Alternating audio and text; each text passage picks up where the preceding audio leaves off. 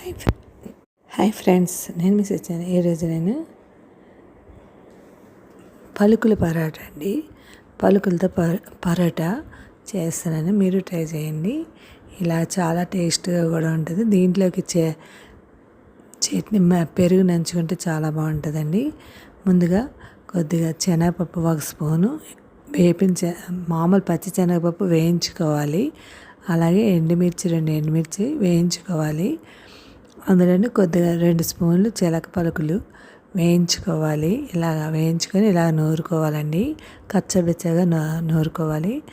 అందులోనే మనకి ఎండుమిర్చిలో ఉన్న గింజలు ఇందులో వేసాను. ముందు తీసి వేసుకున్నాను. అందులో కలిపేసుకోండి. అలాగా టేస్ట్కి తగ్గ ఉప్పు అన్నీ వేసుకొని కలిపేసుకోండి.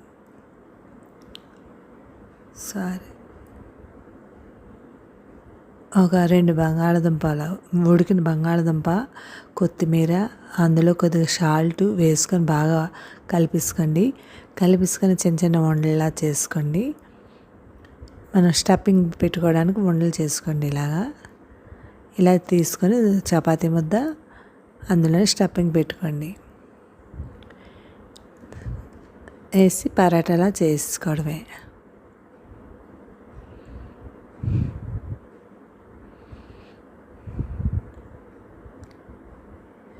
ఇలా చేసుకొని కాల్చుకోవాలండి. నెయ్యి అయితే నెయ్యి, నూనె అయితే నూనె, మీకు బటర్ అయినా వేసుకోవచ్చు, బాగుంటుంది.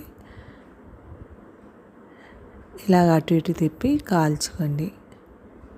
చూసారా ఎంత టేస్టీ అయినా పలుకుల పరోటా రెడీ అయిపోయింది. దీంట్లో నేను పెరుగు ఉప్పు వేసుకొని అందులోని పైన కారం జల్లుకున్నానండి, మసాలా కారం. ఇది బెండకాయ పులుసు పెట్టానండి. ఇందులోనే చూడండి, చాలా బాగుంటుంది. ట్రై చేయండి. అంతేనండి, ఎంతో టేస్టీ అయినా పలుకుల పరాటా రెడీ అయిపోయింది. మీరు ట్రై చేయండి. Thank you. సబ్స్క్రైబ్ చేయండి, లైక్ కొట్టండి, కామెంట్ పెట్టండి. బాయ్.